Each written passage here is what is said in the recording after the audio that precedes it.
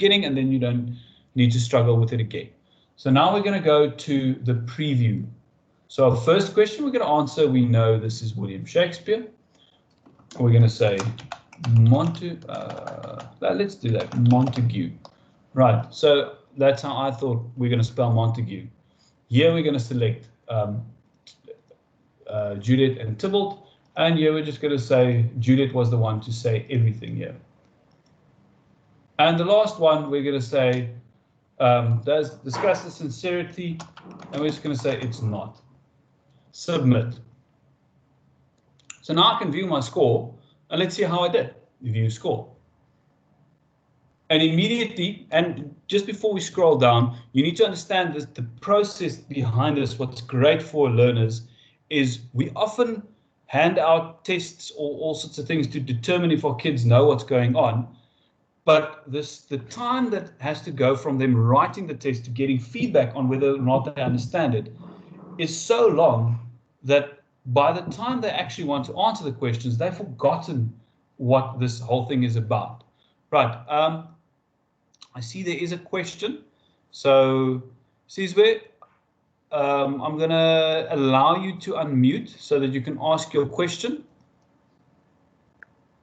Right. You can unmute yourself and ask the question.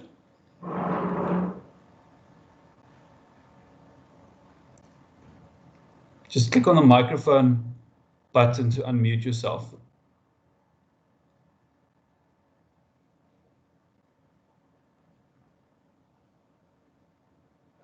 Okay, I'm going to go on so long. See if you can get yourself unmuted if you have that question, Sizwe, because we can't hear you at the moment.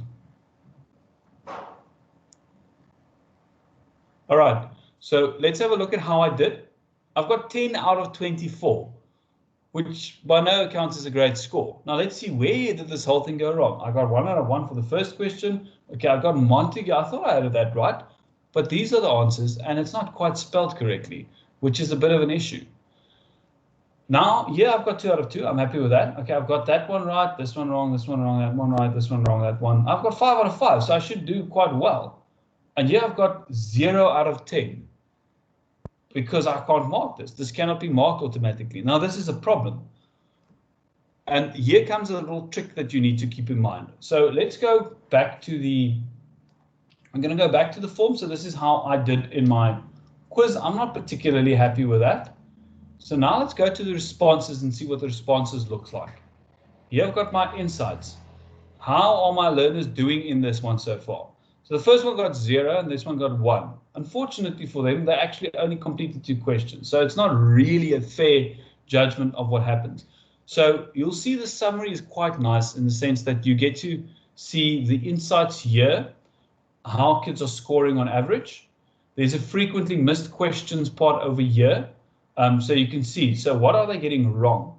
So as a teacher, I can immediately see, okay, but I need to have a look at this thing because the family that Romeo is part of is an absolutely crucial part of this whole play. I can't have none of my kids understand that.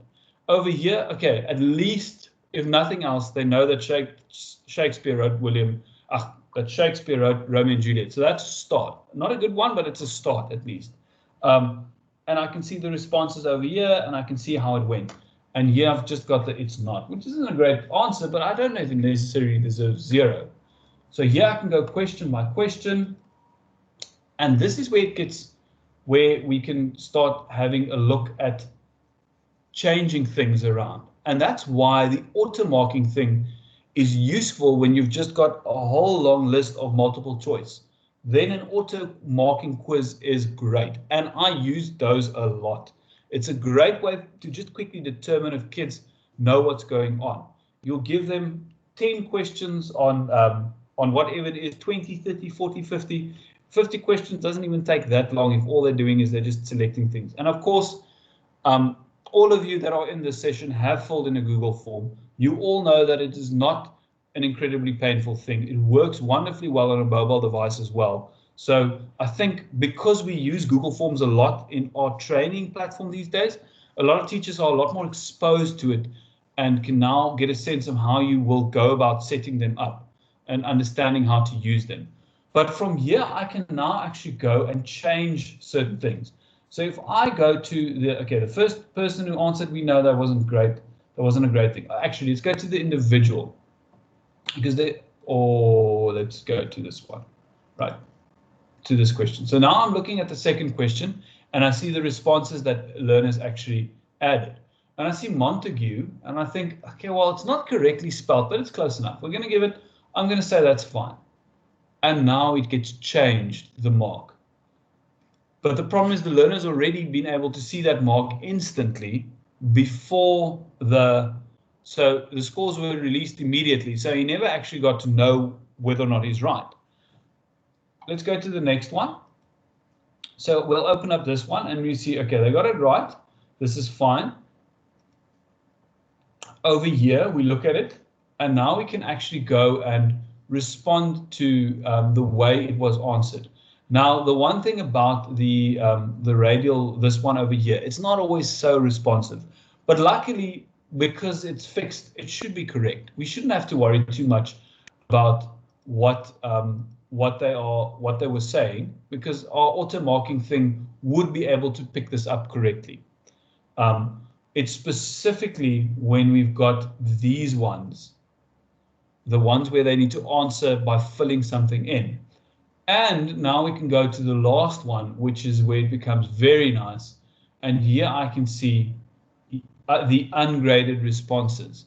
So in other words, it's an ungraded response. I can look at it and I can say, okay, this is response 3. I think these are the ones. Okay, so it's doing a couple of funny things because I added responses to this before I actually really had questions in here. So now I'm going to go to ungraded response, and this is the answer. It's not. I'm going to say this is at least 2 marks because he wrote 2 words. We'll give him 2 marks for writing 2 words, and that's what we're going to accept. If you click on mark correct, it's going to give them full marks there. But because it's a paragraph and we've got a little bit of wiggle room, we're probably not going to give them full marks, but we can give them 2 marks. So let's change that, 2 marks, and say save. If you don't save it, it's not going to update the answer. Why is it not updating now? Come now. Save. Okay, there we go. It was misbehaving for a second. So we can do it like that, where we cycle through the individual questions, which is actually quite a nice way to go mark it. So remember, we only see 1 or 2 responses, but if we had 10 responses, all 10 of them would be listed underneath each other. And very importantly, you won't know who said it. That anonymity of learner is actually quite an important thing, because the anonymity of the learner means that there's no prejudice involved in the marking, because that's unfortunately something that sometimes happens. We see this and this person is actually one of the kids. Surely they're going to get it right. We'll just give them the marks. Now there's an anonymity involved, so you're just going to award it like that. An alternative way of doing it, and something I don't necessarily recommend, is going to individuals. So now I can have a look at the individuals who answer the questions. So here I see, so this is the first individual, first entry, next response, next response. Now, if you've got a question at the top that says name, you're going to know whose thing you're marking. So that prejudice that comes in can unfortunately affect what you do. So let's see this third entry, and we can scroll all the way to the bottom, and then we see this is the response that he gave. No, it shouldn't be that. Let's leave it at 2. Right, are you all still with me? I'm hoping so. Now, if we're going to go back to our settings, let's go have a look at the settings again over here, and we go to quizzes. That's why I say this later after manual review is actually quite a useful setting, because what happens now is they're going to submit their answers. And again, this depends entirely on the type of quiz that you set up. If you're going to set up a quiz that is purely multiple choice, which is a great thing to do, I'm not trying to say that you shouldn't do that. I think those should be the kind of the staple of what you're doing. Multiple choice questions are great for quick knowledge checks, to just run through the whole thing and make sure that everyone knows what's going on. Very, very useful way of doing it. Right, so The alternative thing that we can do is immediately, is the later after manual review. So if you've got paragraphs in there, if you've got short questions in there, this is a useful thing to do, because now I can pick up small little mistakes that learners might have made in spelling, or I can pick up, I can have those little paragraph questions, even if it's just a 5-mark question where I want them to respond, and I can mark it online. Right, so now